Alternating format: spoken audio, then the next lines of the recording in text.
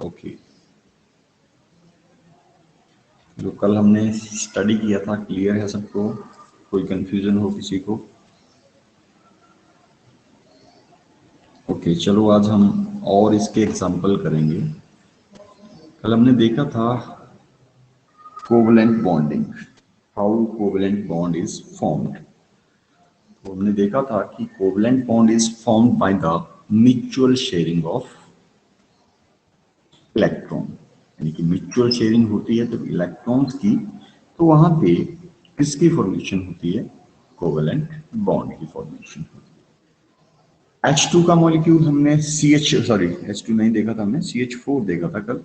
ठीक है, तो कुछ एक और यहाँ पे हम एग्जांपल देखेंगे जिससे आपको क्लियर हो जाएगा किस तरह से यहाँ पे बॉन्ड जो है वो बनते हैं। फॉर एग्जाम्पल हमारे पास Cl2 बन रहा है। ठीक है, फिर आपको आता है इस तरह से क्वेश्चन की show the formation of chlorine molecule. तो what you have to do, first of all you have to write the atomic number.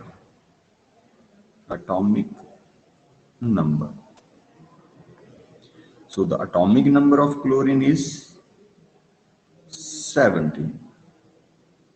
After this you have to write the electronic configuration.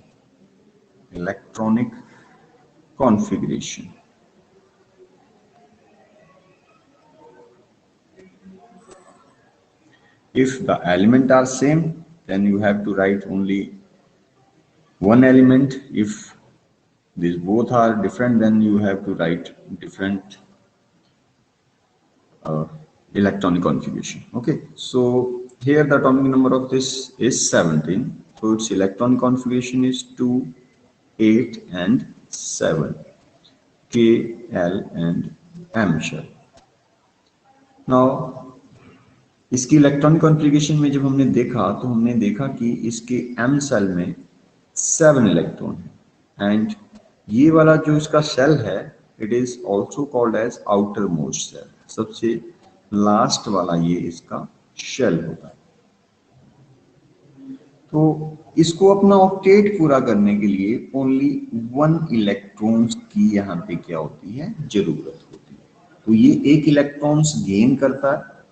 ठीक है, या यहाँ पे बोलो कि ये शेयर करेगा यहाँ पे, क्योंकि ये इसको 1 इलेक्ट्रॉन चाहिए, ऐसा ही इसके पास एक और क्लोरीन है उसको भी 1 इलेक्ट्रॉन चाहिए।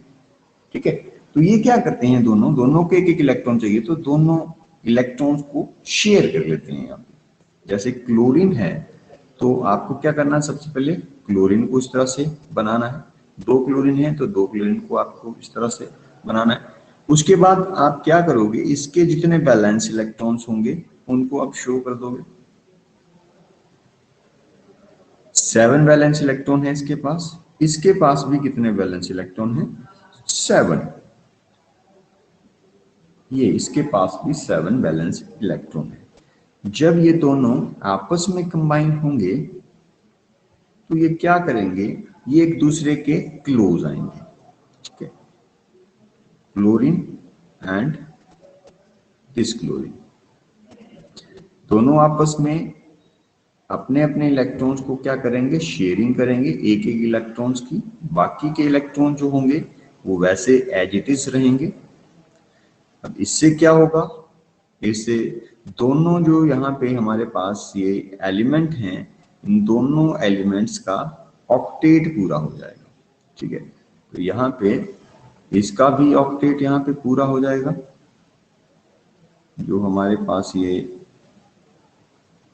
ये वाला क्लोरीन है, एंड जो सेकंड क्लोरीन है यहाँ पे, इसका भी यहाँ पे ऑक्टेट पूरा हो जाएगा। तो ये हमारे पास क्या हो गया, इसका ऑक्टेट पूरा हो गया, कंप्लीट हो गया। और यहाँ पे Cl2 की फॉर्मेशन भी हो गई, Cl2 मॉलिक्यूल भी बन गया यहाँ पे by covalent bonding showing in Cl2 molecule. ठीक है, तो इस तरह से आपको अगर पूछा जाता है कि शो करो, तो इस तरह से आपको ये बताना है, क्योंकि this chapter comes in your second term and in that pattern of your examination you should have to write the subjective question। ठीक है, तो आपको वहां पे डिस्क्रिप्टिव क्वेश्चन लिखने पड़ेंगे, तो वहां पे आपको इसके बारे में, यही जो आपने यहाँ पे निकाली हैं चीजें, इन्हीं के बारे में आपको डिस्क्राइब करना है, वहां पे यही लिखना है। The atomic number of chlorine is 70, it has only 7 electron in its valence shell and it needs 1 electron to complete its octet, hence it will share 1 electron with this chlorine and it will form Cl2 molecule। और ये क्या करता है, यहाँ पे Cl2 molecule की formation कर लेता है। ओके, नाउ अब नेक्स्ट एग्जांपल हम यहाँ पे देखेंगे, थोड़ा अलग एग्जांपल है। यहाँ पे O2 का एग्जांपल देखेंगे हम, फॉर्मेशन ऑफ ऑक्सीजन। तो O2 मॉलिक्यूल है हमारे पास, तो the atomic number of oxygen that is equal to 8। इसका ऑक्सीजन का एटॉमिक नंबर कितना होता है, 8, and its electronic configuration is 2 and 6, and in its outermost shell there are 6 valence electron। Okay, now अब इस ऑक्सीजन को यहाँ पे इस आउटरमोस्ट सेल में 8 इलेक्ट्रॉन करने के लिए यहाँ पे 2 इलेक्ट्रॉन्स की यहाँ पे जरूरत पड़ेगी। तो जब ये 2 इलेक्ट्रॉन एक्सेप्ट कर लेगा या शेयर कर लेगा किसी के साथ, तो इसके यहाँ पे 8 इलेक्ट्रॉन हो जाएंगे। तो ऑक्सीजन है हमारे पास, कितने ऑक्सीजन है, 2 ऑक्सीजन है, और एक ऑक्सीजन के पास यहाँ पे 6 बैलेंस इलेक्ट्रॉन है, 2, 4 एंड 6। इसके पास भी 2, 4 एंड 6। जब ये आपस में कंबाइन करेंगे, दोनों आपस में नजदीक आएंगे, तो यहाँ पे इन दोनों को क्या करना पड़ेगा, यहाँ पे 8 करने के लिए यहाँ पे 2 इलेक्ट्रॉन्स को क्या करना पड़ेगा, यहाँ पे शेयर करना पड़ेगा। तो ये यहाँ पे एक ऑक्सीजन है, ये दूसरा ऑक्सीजन है, इसने भी अपना ये इलेक्ट्रॉन यहाँ पे रखा, यहाँ पे रखा, इसने भी, दोनों ने पास पास रख लिए, एंड बाकी इलेक्ट्रॉन वैसे ही इसके पास रहे, इस तरह से।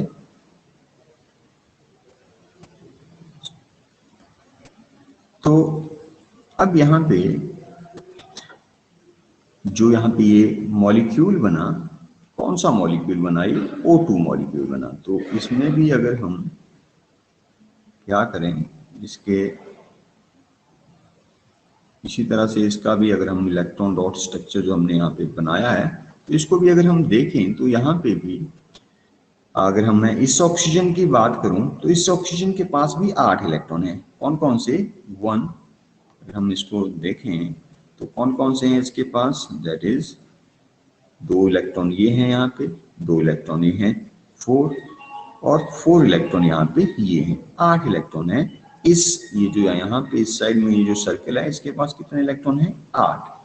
ठीक है, यहाँ पे इसकी भी हम यहाँ पे अगर बात करें, जो दूसरा ऑक्सीजन है इसके पास, ठीक है, इसमें भी अगर आप देखें तो यहाँ पे भी आपको 8 इलेक्ट्रॉन दिखेंगे, 2, 4, 2 इलेक्ट्रॉन ये हैं, 2 इलेक्ट्रॉन ये हैं, एंड 4 इलेक्ट्रॉन ये हैं, जिनका ये क्या कर रहे हैं, एक दूसरे के साथ यहाँ पे शेयरिंग कर रहे हैं, यानी कि इनकी यहाँ पे क्या हो रही है, शेयरिंग हो रही है। ठीक है, तो ये जो ओवरलैप वाला जो ये जो एरिया है, इन इलेक्ट्रॉन्स का यूज दोनों यहाँ पे ऑक्सीजन कर रहे हैं।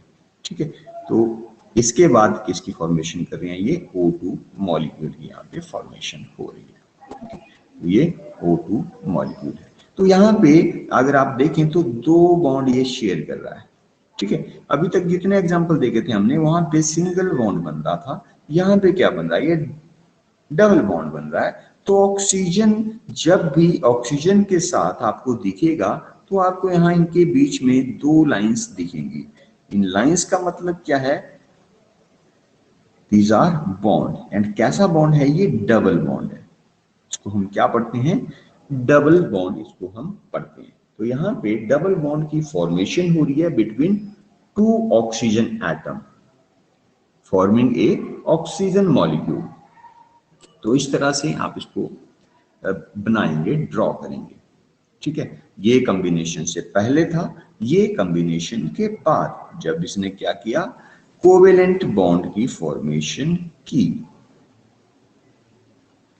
Okay, now next example, that is formation of nitrogen molecule N2। अब नाइट्रोजन जो मॉलिक्यूल है हमारे पास, नाइट्रोजन का एटॉमिक नंबर होता है 7, its electronic configuration is 2 and 5, and in its outermost shell there are 5 electrons, and it needs only 3 electrons to complete its octet. Now what will happen? It will share 3 electrons with the another element, or in this case particularly in N2 molecule, what will happen? It will form 3 covalent bond like this। अब आप इसको खुद ब खुद यहाँ पे बना सकते हैं। अब यहाँ पे एक बात देखिए, चलो मैं इसको बना देता हूँ फिर से वैसा ही एक बार। ये इस तरह का ये बनेगा। तो नाइट्रोजन यहाँ पे इसके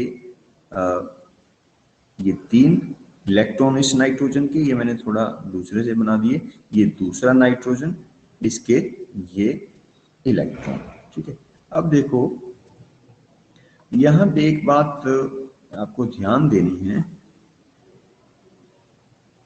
ये हमारे पास यहाँ पे ऑक्सीजन, सॉरी नाइट्रोजन का जो मॉलिक्यूल है उसकी फॉर्मेशन हुई है, और यहाँ पे आप देखें तो ये जो बॉन्ड है, कितने बॉन्ड बन रहे हैं? ये 3 बॉन्ड की फॉर्मेशन यहाँ पे हो रही है। ठीक है, तो यहाँ पे कितने बॉन्ड बन रहे हैं इसके बीच में? इसके बीच में ये 3 बॉन्ड की फॉर्मेशन हो रही है, ट्रिपल बॉन्ड यहाँ पे बन रहा है।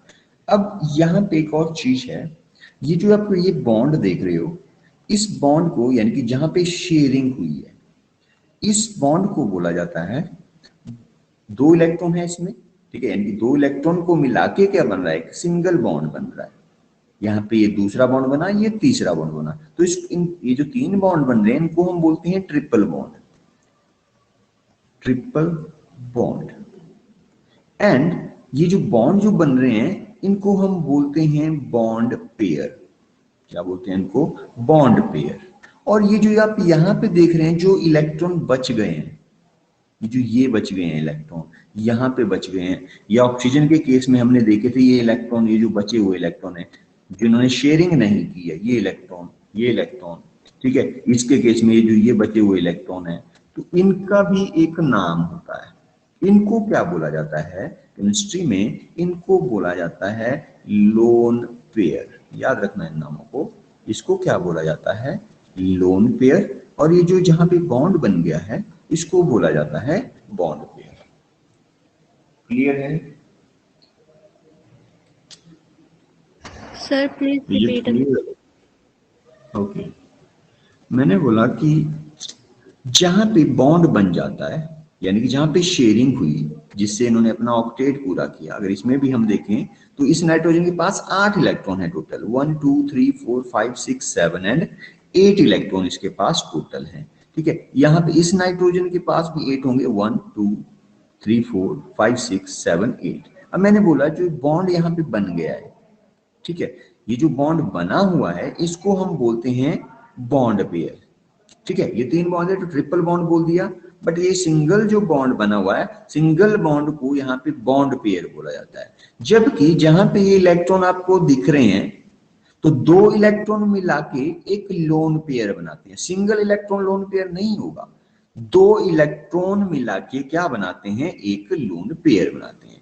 अब जैसे इस N2 मॉलिक्यूल की बात हम करें, ठीक है, तो इसमें कितने, इस एक नाइट्रोजन के ऊपर कितने लोन पेयर हैं, एक नाइट्रोजन के ऊपर यहाँ पे एक लोन पेयर है, दो के ऊपर यहाँ पे दो आपको दिख रहे हैं। उसी तरह से यहाँ पे क्लोरीन के ऊपर हम देखें या ऑक्सीजन के ऊपर देखें, 1 2 3 4 4 लोन पेयर यहाँ पे प्रेजेंट है सिंगल ऑक्सीजन के ऊपर, ठीक है। अगर हम वैसे बात करें, वैसे इसके ऊपर 6 ये लोन पेयर हैं present.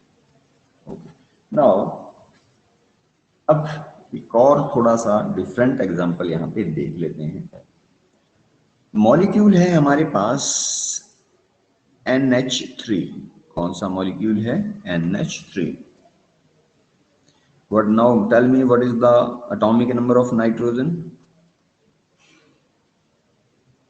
7. 7. And its electron configuration? 2 5.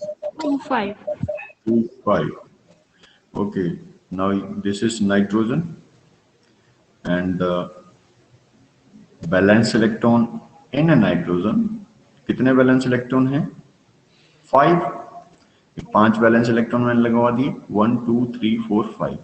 And second element क्या है यहाँ पे, hydrogen, and the atomic number of hydrogen is 1, it's electronic configuration is 1। कितने हाइड्रोजन है यहाँ पे, 3। तो आपने क्या करना है, +3 हाइड्रोजन, ठीक है। इसके पास क्या है, एक एक इलेक्ट्रॉन है सबके पास। नाउ जब ये कंबाइन करेंगे तो व्हाट विल हैपन, 3 हाइड्रोजन, ये 3 है तो मैंने अलग अलग बना दिए क्योंकि इन तीनों के साथ इसने क्या करना है, यहाँ पे बॉन्ड बनाना है, ये हाइड्रोजन हाइड्रोजन, ठीक है।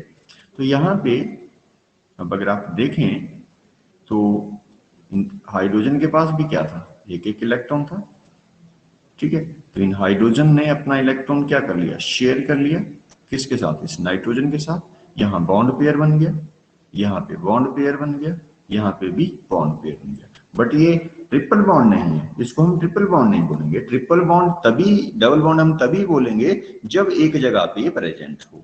अगर ऐसे अलग अलग प्रेजेंट हो तो ये सिंगल ही बॉन्ड है। कैसा बॉन्ड है ये, सिंगल बॉन्ड। तो इसमें 3 ये बॉन्ड पेयर हैं। बॉन्ड पेयर कितने हैं, बॉन्ड पेयर इसमें होंगे 3, ठीक है, अलग अलग हैं बट ये। और ये क्या है इसमें, इसको हम बोलते हैं लोन पेयर। तो ये NH3 मॉलिक्यूल्स की फॉर्मेशन हुई है इस तरह से, ये क्लियर है। या इनको हम शेयर्ड इलेक्ट्रॉन भी बोलते हैं, शेयर्ड इलेक्ट्रॉन, क्या बोलते हैं इनको हम, शेयर्ड इलेक्ट्रॉन। ओके, करो जरा आप एग्जांपल करो, CO2 को बनाओ जरा, कैसे बनेगा CO2 मॉलिक्यूल, जल्दी, you have only 5 minutes to make CO2 molecule, 5 minute है।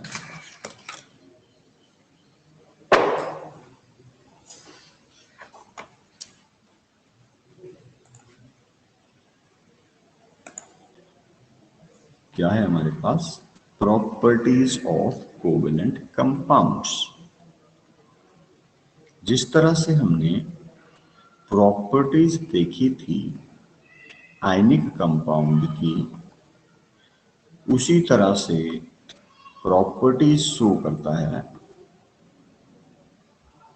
हमारे पास कोवेलेंट कंपाउंड्स।